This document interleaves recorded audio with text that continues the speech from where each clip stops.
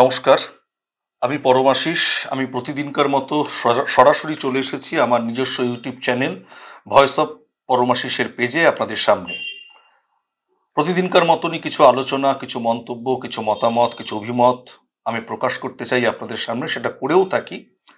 আজকে যে বিষয়টি নিয়ে আলোচনা করব সেটা হচ্ছে দেশের সাধারণ মানুষের বিচার ব্যবস্থার প্রতি যাতে কোনোভাবে আস্থা না হারায়, সেই আস্থার জায়গা যাতে কোনোভাবে ক্ষুণ্ণ না হয়, সে নিয়ে দেশের প্রধান বিচারপতি বি.আর. গবাই একটি আলোচনা সভায় একটি মন্তব্য করেছেন।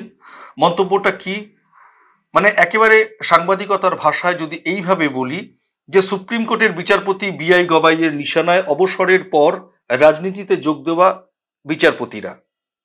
তিনি ঠিক কি বলেছেন? লাইভ লয়ের রিপোর্ট অনুযায়ী তার কথার উক্তি হচ্ছে এরকম।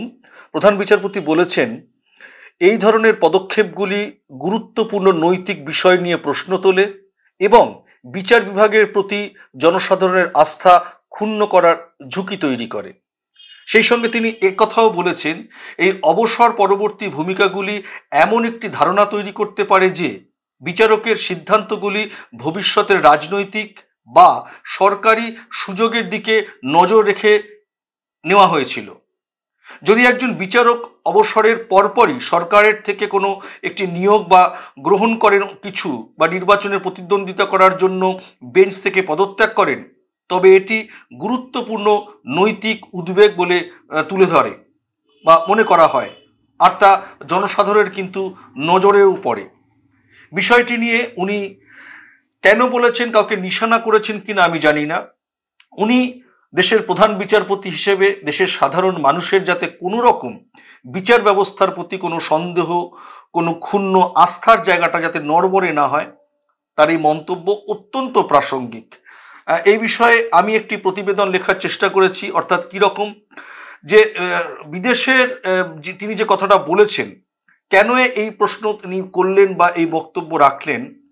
আমার মন্তব্য অনুযায়ী, ধরুন একজন বিচারক তার কর্মজীবনের শেষ দিকে কোনো বড় রাজনৈতিক মামলা রায় দিলেন, আর অবসরের পরে দেখা গেল তিনি সেই দলে যোগ দিলেন বা সেই সরকারের কাছ থেকে পদ পেলেন, তখন তো মানুষ ভাবতে বাধ্যই হতে পারে যে রায়টা কি সত্যি ন্যায়ের উপর ভিত্তি করে ছিল নাকি ভবিষ্যতে কোনো সুযোগ পাওয়ার জন্য ছিল। এটা সাধারণ মানুষের প্রশ্ন আসবে, আর এই প্রশ্নটা আসলেই কিন্তু বিচার ব্যবস্থার প্রতি মানুষের একটা সন্দেহ, আস্থার জায়গাটা কমতে পারে।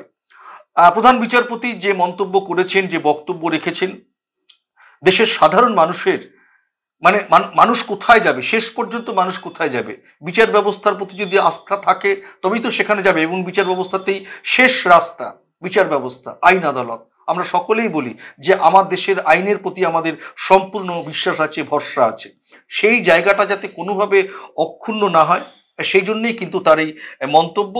আমরা দেখেছি যে অতীতেও যেটা দেখেছি যে সুপ্রিম কোর্টের প্রাক্তন বিচারপতি রঞ্জন গগৈ অবসরের পর রাজ্যসভার সদস্য হিসেবে মনোনীত হয়েছিলেন। তা নিয়েও অনেক বিতর্ক নানা বেঁধেছে। এবং আমরা দেখেছি অতি সম্প্রতি যেটা আমাদের রাজ্যের কলকাতা হাইকোর্টের বিচারপতি অভিজিৎ গঙ্গোপাধ্যায় চাকরি থেকে অবসর নিয়ে তিনি বিজেপিতে গেছেন এবং দলীয় সাংসদ হয়েছে।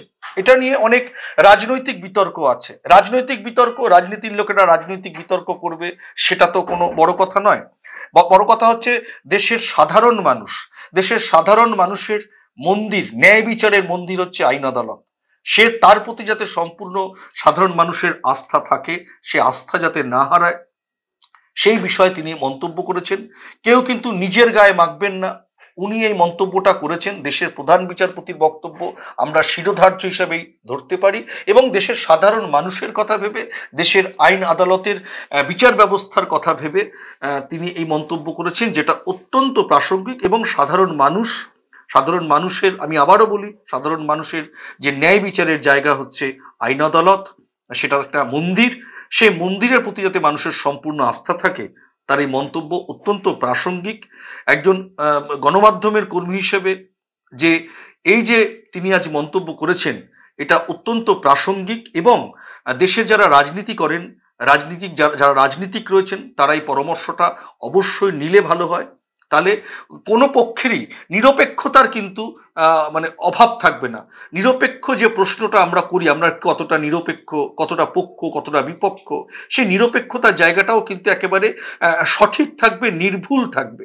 তো আজকেই ছিল আমার এটা আলোচনার বিষয় যে দেশের প্রধান বিচারপতির এই মন্তব্য অত্যন্ত প্রাসঙ্গিক। এটা নিয়ে অনেকে অনেক রকম জলঘোলা করবে, অনেকে অনেক কিছু খবর করবে, অনেক বিশ্লেষণ করবে। আমি সেসব দিকে যাচ্ছি না।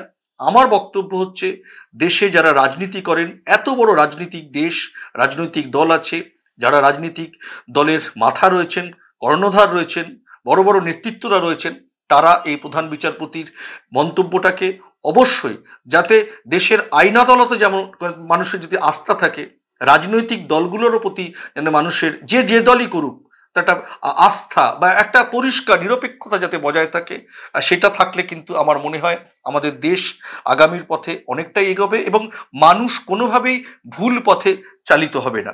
এটা আজকে প্রধান বিচারপতি যেটা বলেছেন, সেটা অত্যন্ত অত্যন্ত আজকের প্রজন্মের কাছে, আগামী প্রজন্মের কাছে, আগামী ভারত গড়ার কাজে আমার মনে হয়। কেন দেশ পরিচালনা করেন রাজনৈতিক দলেরা, তারা নির্বাচিত হয়ে জনপ্রতিনিধি হয়ে সরকার চালান, সেই সরকারেরও নিরপেক্ষতা নিয়ে অনেক প্রশ্ন ওঠে। তো স্বাভাবিকভাবেই যারাই রাজনীতিতে আসুন, যদি বিচারপতিরা রাজনীতিতে আসতে চান বা আসেন, সেটা আসার আগে 10 বার ভাববেন যে প্রধান বিচারপতি দেশের মানুষের কথা ভেবে বিচার ব্যবস্থা নিরপেক্ষতার প্রশ্নে, মানে মানুষের যেন বিচার ব্যবস্থার প্রতি আস্থা থাকে, সেই প্রশ্নে কিন্তু আপনারা রাজনীতিতে যোগদান করলে ভালো হয় এবং সব দিক থেকে আমাদের দেশ নিরপেক্ষতার প্রশ্নে একেবারে একটা মহিয়ান জায়গায় যাতে পৌঁছতে পারে। সব ক্ষেত্রে রাজনীতি, বিচার ব্যবস্থা, প্রশাসনিক কাজ, সব কিছুর ক্ষেত্রে একটা নিরপেক্ষতার ছবি সাধারণ মানুষের মনে উঠে আসে।